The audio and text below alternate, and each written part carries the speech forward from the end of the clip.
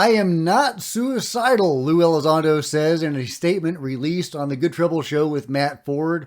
That is troubling, guys. So let's talk about the statement. So get in here. This is Jack with Cosmic Road. I talk about UFOs and the paranormal. Please hit like and subscribe and let me know what you think in the comments below.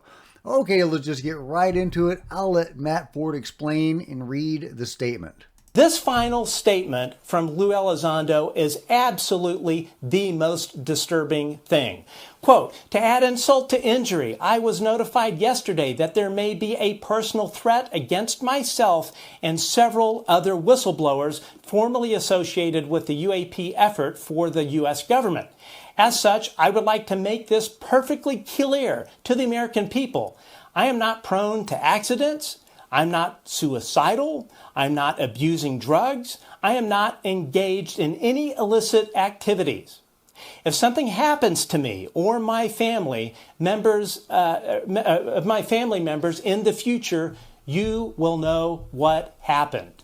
Yeah, deeply troubling stuff, guys. Why is Lou releasing this statement? Is he actually in fear of his life? That is terrifying. But of course, it is not the first time that we've heard this. The Phil Schneider story, very alarming. And I've talked before about Phil and how elements of his story may not be as reliable as we would like. He definitely did have some issues. However, I don't think he killed himself, and neither does his ex-wife. But he was saying very similar things before his death.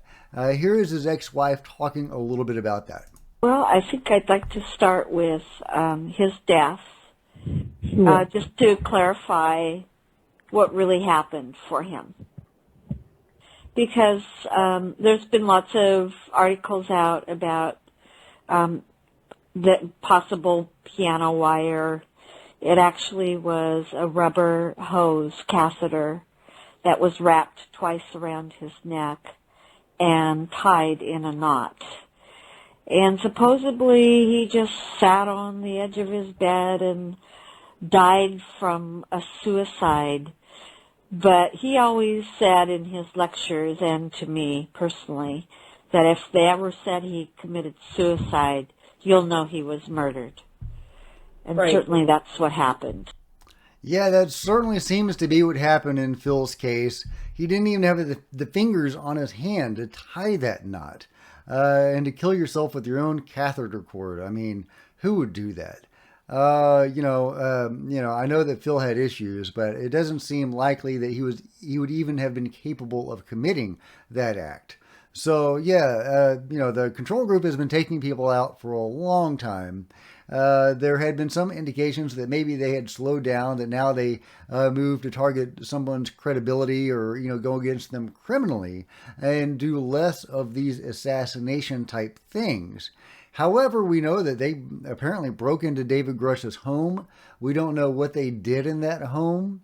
The old adage, they'll go after your dog first and your cat first and then you.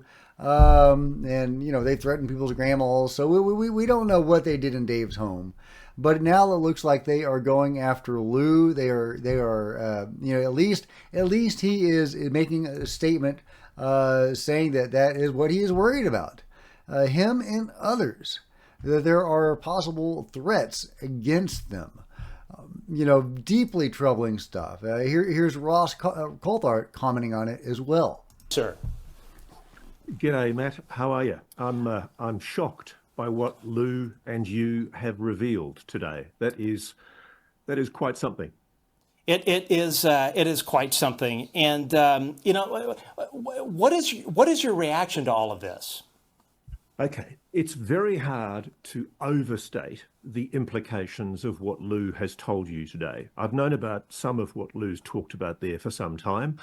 I'm amazed he's gone public with it, and I'm very happy to see he's finally done this because, frankly, I think a lot of this needs to be brought out into the open because a lot of whistleblowers are being intimidated, threatened, and possibly worse. Ross goes on and he gives some great insights into Lou Elizondo's emails being deleted and how that is illegal.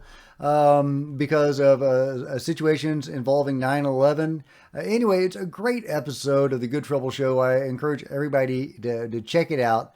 But this is deeply troubling, guys. That Lou Elizondo might be in fear of his life, and according to Ross, has been for some time.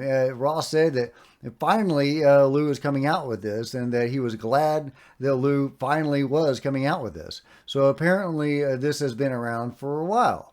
We don't know, who made these threats to Lou or where he's getting this from, but he's obviously taking it very seriously, and now he's taking it even more seriously. One would think with the imminent release of his book, if it ever gets released. Obviously, it's been going through, revisions or whatever is going on behind the scenes. That maybe the juiciest parts of it may be censored or defanged. We don't really know what's going on there. We won't until the book comes out and Lou comments on it. But it is the timing of it all definitely makes me think that things are getting more tense in the world of Lou Elizondo because of the imminent release of this book. Now, of course, there's many people that seem to have been taken out by the control group. Among them, likely Carl Wolf, who claimed he saw NASA photos of alien structures on the moon, died in a mysterious bike accident. Many people like that coming out with this information have met mysterious deaths. There's a wide range of them. I'm not going to go through them all at the moment, but they're not alone. Free energy pioneers, people who have been developing free energy, often seem to meet mysterious deaths. The Y-Files has done at least a couple episodes on it. All these people meeting strange deaths. It's eerie, guys. It's eerie. All these guys, these free energy pioneers, meeting strange deaths. It's suspicious. It's a pattern. It's not just suspicious. It's a pattern, guys. It's a pattern.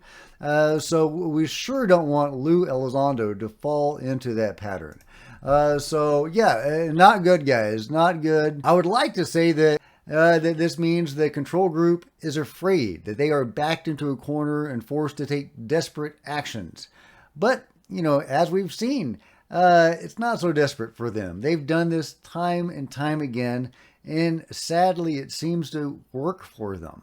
They have managed to silence people effectively, very brutally effectively, with this method.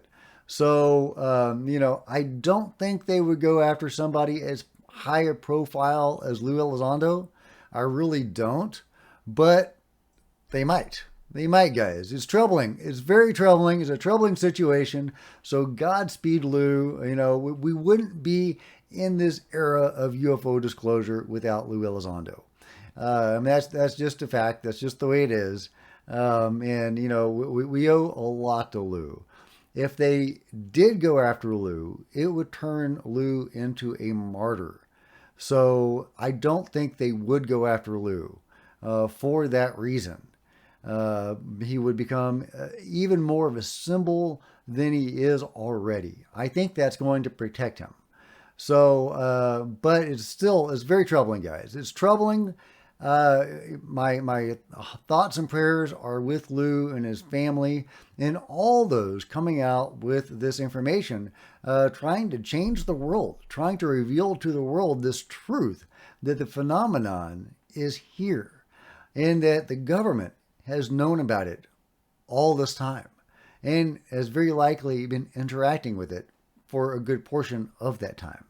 So yeah, Godspeed, Lou. Love you, man. Be safe. Keep your family safe.